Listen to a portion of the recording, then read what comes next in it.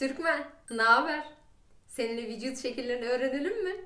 Tabii öğrenelim. Sana bir sürprizim var. Senin resmini çizdim. Daha doğrusu seninle resimlendim. Görmek istiyor musun? Aa öyle mi? Çok merak ediyorum. Göster bakayım. 1, 2, 3. Tadadam.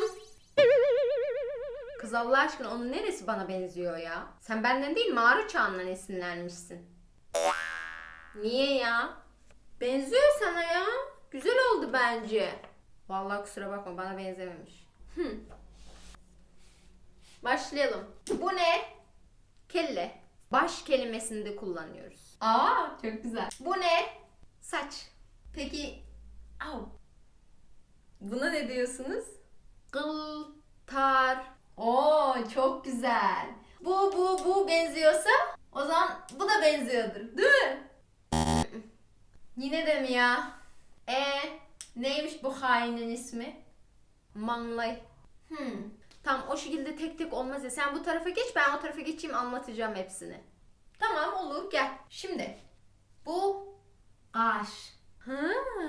Göz. Kirpik. Vay canına. Benziyormuş. Burun.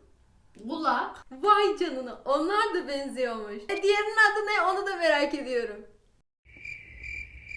Ben de senin annenin karnında nasıl durduğunu merak ediyorum gerçekten. Ne alakası var ya?